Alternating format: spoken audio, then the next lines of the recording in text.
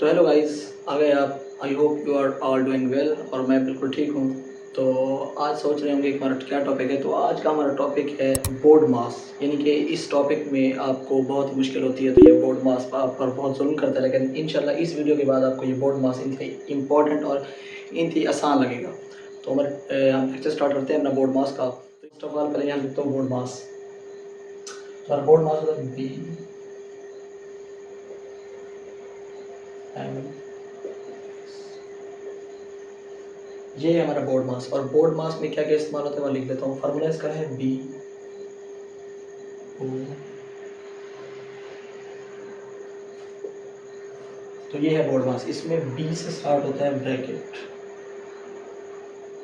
Small bracket, इसके बाद होती है कर्ली ब्रैकेट, और हमारे पास थर्ड ब्रैकेट होती है स्क्वायर ब्रैकेट, जिसको हम थर्ड नंबर पर सॉल्व करते हैं। पहले हम सॉल्व करते हैं स्मॉल को, उसके बाद कर्ली का, और उसके बाद स्क्वायर ब्रैकेट को। इसके बाद हमारे पास आता है ओ। ओ से हमारे ओ का मतलब होता है ऑफ। ऑफ यानी कि ये आमतौर पर मल्टीप्लाई होते हैं हमारे पास। उसके बाद थर्ड नंबर पर आता है डिवीजन, जिसको हम तकसीम बोलते हैं।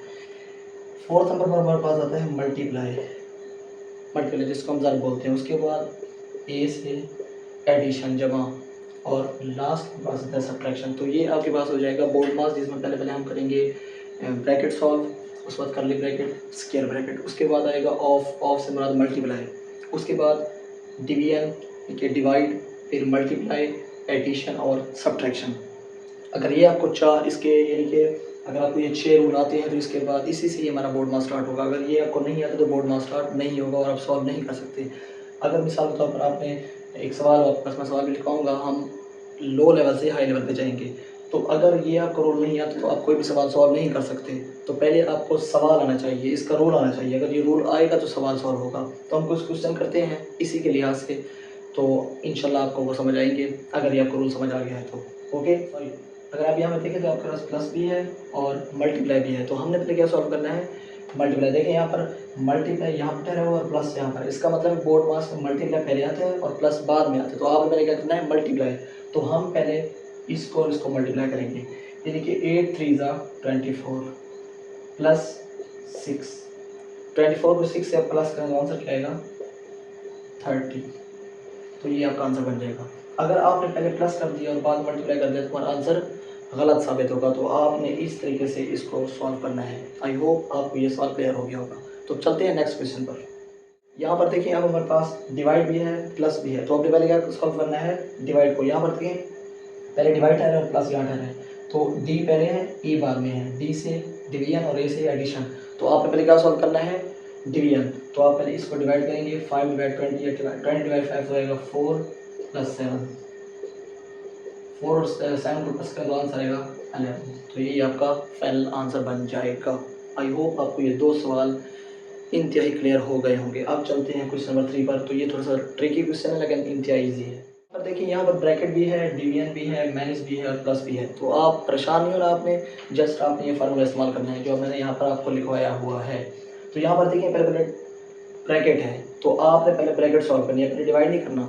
यहाँ पर लिखा हुआ है ना पहले ब्रैकेट, और ये स्मॉल ब्रैकेट, तो पहले आप ब्रैकेट सॉल्व करेंगे विदाउट एनी हेजिटेशन। ओके, तो यहाँ पर 15 - 5 करेंगे तो आंसर आ जाएगा 10। ब्रैकेट खत्म, डिवाइड 2 + 4। अब यहाँ पर तो हमारे पास आ गए हैं, एक डिवाइड आ गया और एक प्लस आ गया। तो आपने पहले क्या करना है, डिवाइड। 2 के डिवाइड पहले है, प्लस बाद में, ये पिछले क्वेश्चन की तरह है। तो अब 10 डिवाइड 2 करेंगे तो आंसर आएगा 5 + 4। 5 और 4 को प्लस करें तो आंसर आएगा 9। तो यही आपका फाइनल आंसर बन जाएगा। लग गया ना हलवा, कितना आसान है। तो ये अब आपका बोर्ड मास था। अब एक लास्ट क्वेश्चन है जो बहुत ही मुश्किल है। मुश्किल नहीं है, थोड़ा सा ट्रिकी है, लेकिन इंशाल्लाह इसी रूल से उसको समझेंगे। तो यहाँ पर देखिए हमारे पास एक और क्वेश्चन आ गया है। यहाँ पर लिखा हुआ है 15 + 3 और 5 ऑफ 10। अब आप देखेंगे ऑफ आ गया है और यहाँ पर प्लस है। तो आपने पहले ऑफ सॉल्व करना है। यहाँ पर लिखा हुआ है ना ऑफ, ओ से ऑफ, और एक हाँ यहाँ पर है। तो पहले ऑफ सॉल्व करेंगे। तो हम पहले इसका एलसीएम ले लेंगे, पहले ऑफ सॉल्व करेंगे। तो यहाँ पर लिख लेते हैं, पहले हम ऑफ को ख़त्म करके यहाँ पर मल्टीप्लाई लिख लेते हैं। ओके, तो यहाँ पर लिखूँगा 15।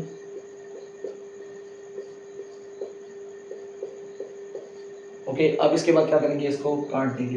5 × 5 5 2 10 कट गया। उसके बाद 15 + 3 2 6, 15 और 6 को प्लस करेंगे तो आंसर आएगा आपका 21 और यही आपका फाइनल आंसर बन जाएगा। आई होप आपको ये भी क्वेश्चन समझ आ गया होगा। अगर समझ गया हो तो कमेंट में एकदम लिख दो SG। आई होप आपको ये क्लियर हो गया होगा।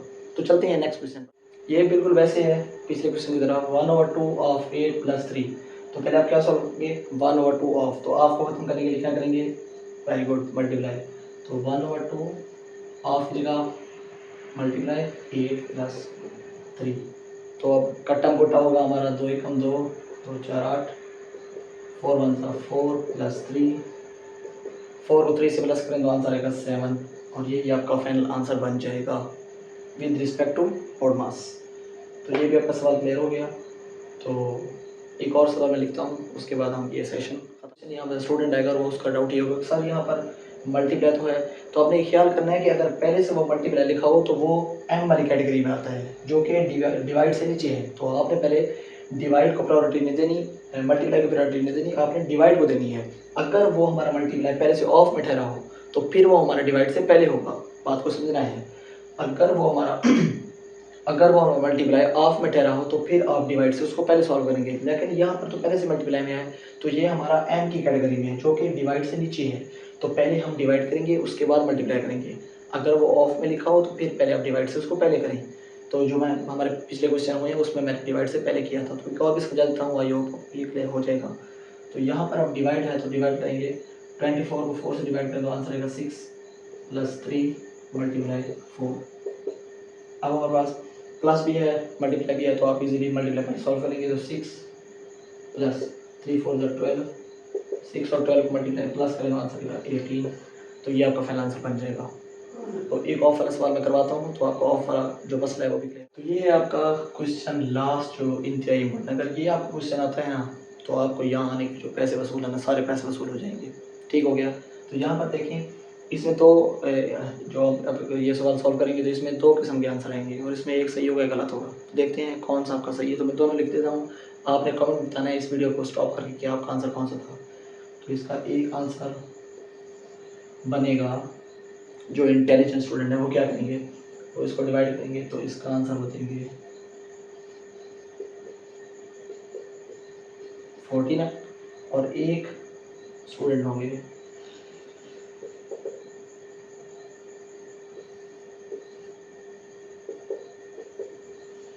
जो इसका आंसर देंगे 1। अब एक इसमें आंसर 49 है और एक इसका आंसर 1 है। तो आप वीडियो में स्टॉप करके मुझे बताएं कि इनमें से आपका आंसर कौन सा है। अगर आपका आंसर है 49 तो आप बिल्कुल गलत हैं। 49 इसका आंसर नहीं है, इसका आंसर क्या है 1। जिसका 1 है उसने ये सवाल बिल्कुल ठीक सॉल्व किया है। तो अब मैं बताता हूँ कैसे। यहाँ पर मैंने आपको बताया कि अगर ऑफ आ जाए तो हम डिवाइड से उसको पहले करेंगे। तो पहले आप 14 और 7 को मल्टीप्लाई करेंगे। अगर 14 और 7 को मल्टीप्लाई करें तो आंसर आएगा 98। तो 98 ये आ गया, 98 ये वाला था, दरमियान में क्या था डिवाइड। अब इन दोनों को डिवाइड करें तो आंसर आएगा 1। अगर आपने ये किया है तो ये बिल्कुल ही गलत है, इसका राइट आंसर 1 है। आई होप आपको ये हमारा बोर्ड मास का सेशन समझ आ गया हो। अगर कुछ और आपके क्वेश्चन है, कुछ और क्यूरीज हैं तो आप कमेंट्स बॉक्स में मुझसे पूछ सकते हैं, मैं इंशाल्लाह आपका जवाब दूंगा।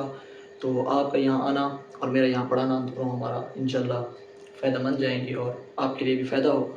इंशाल्लाह मिलते हैं नेक्स्ट हमारे टॉपिक पर। तो आप मुझे कमेंट कर सकते हैं अगर आपको कोई भी टॉपिक मुश्किल लगता है, मैं इंशाल्लाह उस पर वीडियो बनाऊँगा। तब तक के लिए अल्लाह हाफ़िज़, peace out, thank you so much.